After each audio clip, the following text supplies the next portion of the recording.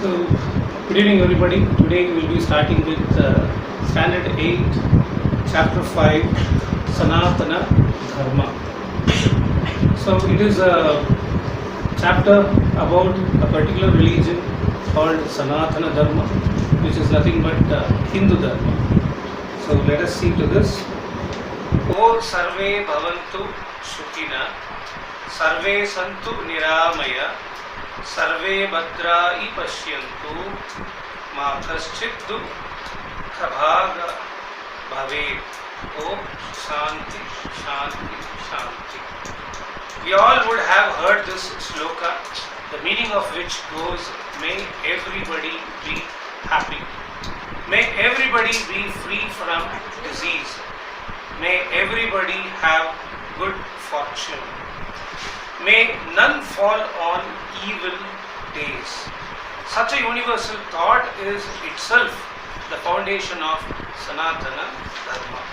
Sanatana means very old, also means eternally new. Sanathana Dharma was born in this country, which is now called Hindu. So, first thing we will see in Hindu Dharma as per this paragraph is something like, may everybody be free from disease. That's very important. Every human being who takes a birth has to die. When I say die, it's nothing but decomposition. Right? When we see through science, every living body has to perish one fine day. So, here we have a prospect of religion which talks about, may everybody be free from disease. See how nice it is. Every day the birth and the death within the body occurs, as we see in science. But here is a religion which teaches, which thinks or provokes to say that let me be free from disease. May everybody have good fortune. We study, we get more marks, we go to colleges, and then we go for work, get more money, get car, fame, nice family, all such things. And we always say, when if nothing happens, my bad fortune. Correct, my bad fortune. But it says, may everybody have a good fortune. May none fall on evil days. If somebody gets an accident, tumble down, we always say, oh, that the day was not good. But here again, the paragraph says, may none fall on evil days. Such a universal thought is seen in this Sanathana Dharma. The meaning of Veda, Bhadram Pashyame, may we hear only good. May we hear only good. Ma Vidvishavahai, may we not hate anyone. So always when we talk to the people, you won't be good. Better go. Get out from this place. You are a misfortune. You cannot write an exam. And things like that. No. All these are bad words that cannot be heard again and again. Okay. So Bhadram Pashyami, may we hear only good. Be right. Be punctual to the class. Have good thoughts. Talk something which is good, so that you will grow, even the society also grows. So may we not hate anyone. May we not hate anyone. We always say, that is not, he's not at all. He's a bad for the society. Things like that. No, why do you want that hate story? Hate story should not be there. That's what Sanatana Dharma says. May we not hate anyone, etc. are called the Shanti mantras. All these verses are called as Shanti mantras. These are found in Upanishads. The texts, the books, what you are talking about, is called as Upanishads, which are a part of Vedic literature. So some of the writings are available, which is done in the verses of Vedics. So now let us see what the word Veda means. The word has its roots in a dhatu, that is vid, okay, vid, which means knowledge. Then where did we use this word? Vidya, Vidvamsa. The one who have achieved in the knowledge is Vidvamsa. Then Vidyarthi, the one who is abiding to take this knowledge is Vidyarthi. Vidya Arthi, Vidya Arthi, okay, etc. take form the same root of sound. Vidyalaya, Vidya, Vidvamsa, Vidyarthi. Vedas are Apaurusheya, that not written by someone. Apaurusheya, that means it's not written by someone, but are the mantras that drawn upon the rishis. In English we say ascetics. Rishis. How? Through their tapas. Fruits of their parallel and extraordinary knowledge experiences. Okay, we Hindus believe rishis are nothing but the scholars of the older kind. Scholars they were. They didn't study the texts which is written by somebody. These texts are taken using tapas, their thoughts, their meditative practices. Okay. Fruits of their parallel and extraordinary knowledge experiences have been shared through this tapas. Tapas means sitting silently and getting immersed into it, into the thoughts, by which they have a link with the God, and through the God their conversations and ideas, beliefs, things, they started writing it, which is for the welfare of the people. Hence they are the repository of an entire sect's deep knowledge and extraordinary experiences. Extraordinary experiences. So these were just not the text which is written on some books. It is being taken seriously by the people. It is being absorbed by the people, and that's why they call this as extraordinary experiences. Somebody says, I am doing tapassu and I have achieved to see Lord Shiva, Parvati, or Vishnu, Lakshmi, or Brahma, Saraswati. It means they would have touched the aesthetics of such vibrations. So the way how one cannot limit the gain of knowledge over several thousands of years of mankind to one person. They can also not limit the Vedic knowledge to a few individual efforts. It is one entire community's knowledge. See, as I said, the rishis and due to their tapas, they have grabbed all this knowledges from the ascetics. But that's not an end. What did they do? They shared among their community. They felt that this knowledge is not just for one person. It is for my entire family, the bigger society, the so-called community, and so on. And it has survived for several thousands of years. Now, that's about the meaning of Veda. Now, when it comes to classification of Vedic knowledge, that means what? So, Vedic knowledge is not one entity. It is being classified. So, then what it is? Vedas have laid the basic foundation for Sanathana Dharma, also called Shruti. Vedas are the world's oldest available literature. Vedas, which indicate the dawn of India's religious literature, are around 5,000 years old. They themselves are a result of thousands of years of several hermits' vision. The mantras formulated by the rishis in praise of their deities are called Recus. What are these Recus? They are all the formulated mantras. Okay, in the praise of their deities. When we say praise of the deities, we have Shiva, one among the deity. We have Shiva Purana.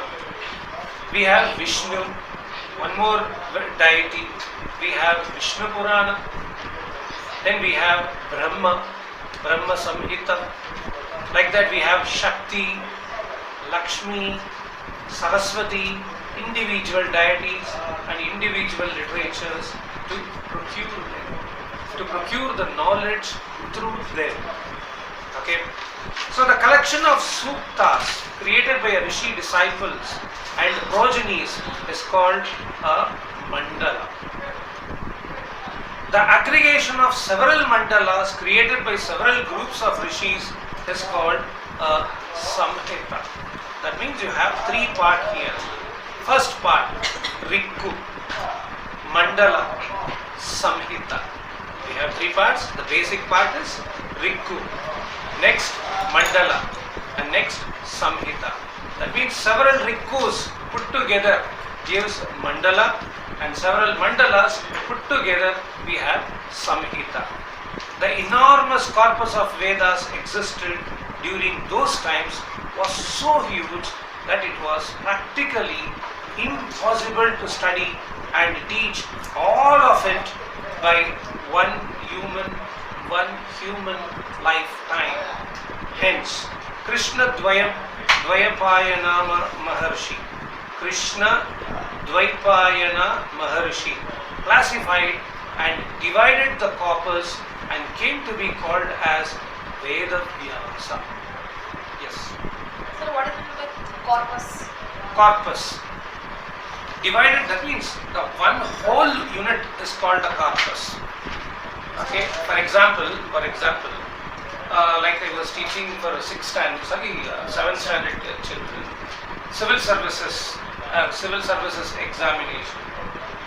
It's just not one entity. It has many divisions within: administrative service, police service, forest service, foreign service. Like that, they are all divided into multiple divisions. Exactly, Veda is one corpus, but divided into several samhitas. Understood the point now? Yeah. What is this Krishna Dvaipayana?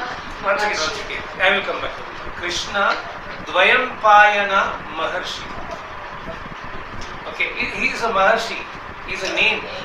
Krishna Dvayampayana Maharshi. He has classified and divided this corpus and came to be called as Veda Vyasa. This classification resulted in the shaping of 4 Vedas. Okay, the first one is Rig Veda, second one is Yajur Veda, third one is Samaveda, and the fourth one is Atharva Veda. Sorry, they were taught by Veda Vyasa to his disciples. Look at this. These Vedas were taught to his disciples by Veda Vyasa. The first one is Paila. Second one is Vaishampayana. Third one is Jaimini. And the fourth one is Sumanta. Paila, Vaishampayana, Jaimini and Sumanta. Paila for Rigveda, Vaishampayana for Yajurveda, Jaimini for Samaveda and Sumanta for Atharva Veda respectively. Over the times they grew to become independent Vedas, despite which there is an interdependency between the 4 Vedas, but no contradictions. Look at this. All these 4 Vedas being divided from the one corpus. Even though 4 has been divided into its own sector, they are dependent on each other. But we never found any contradictions between these Vedas. Over the times, these grew to become independent Vedas, despite which there is an interdependency between the four Vedas, but no contradictions. Exponents belonging to all four Vedas take part in the yajnas conducted by singing hymns of deities. Then, what is this yajna? You see, even in the temple complex, or we call it as Chatra, right? In that complex, you could have seen any auspicious occasion, they will have a square, a place for doing the ritual, where ashes or the coals, they will take it as a fire, okay, and some very good herbs and shrubs, they will just throw into it, and they will spell out many number of hymns and perform yajna by pouring more and more of ghees, so that the light can fire better, and we sit around them. We do all these things for auspiciousness within the complex, or within a society, or within a community. Okay, even during this Ganesha, when somebody places Ganesha in the in the public places, they do all these yajnas. They will say it is for the welfare of the people or welfare of the state. That means what? All these yajnas are not only performed for one individual, but it can be performed for the most individuals, or not just for individuals, even for the nature. That's the point. Yajnas are nothing but the benevolence what we give towards the God. That's the point. For the nature of Vedas. A Veda is classified as Samhitas, Brahmanas, Aranyakas, and Upanishads. Each of the four Vedas has its own set of Samhitas, Brahmanas, Aranyakas, and Upanishads. Now to the first point we will come for Samhita. It consists of the hymns in praise of deities. Samhita is for the praise of deities. There are hymns of praying the deities and fulfilling the aspirations through yajna rituals. So, the first aim is to praise the deity, and second, to aspire. See, praise and get aspire. That's the point. So, we praise the deity first, and then we get the aspirations done through yajnas. Now, that is the process of Samhita. Then Brahmana, what they do? That part of a Veda which describes a system and order of conducting yajna. So the first one is Samhita. Okay, we do that ritual, we praise the deity, and we get this aspirations done. Second one is Brahmana, which says the conductance of this Samhita, like how we have to perform these yajnas. And the third one is Aranyaka, the part which describes the interdisciplinary meaning of hymns and rituals. See, in Brahmana, they talked about how to conduct a yajna. But in Aranyakas, what happens? The relationship between the hymns and the rituals. Why we do, and at the same time what we do. Then the fourth one comes Upanishads. That part of Vedas which are philosophical writings that describe the ways of realizing the ultimate supreme spirit. Like in many other Bible or Quran or to my knowledge, okay, the Bhagavad Gita, what do we see? These are all writings. These are all Upanishads. Okay, Rig Veda Samhita has 1028 suktas, 10,552 mantras. All these mantras are written to literary meters of Gayatri, Ushnik, Puroshnik, Kakub, Anushtup, Brihati and others. Suktas are further classified into 85 Anuvakas and 10 Mandalas. Those who study Rig Veda in traditional ways classify it into 8 Ashtakas, 64 Prapatakas and 2024 Vargas and 10,552 mantras. See here, they said something called Gayatri. Even we do a Gayatri mantra, something like this.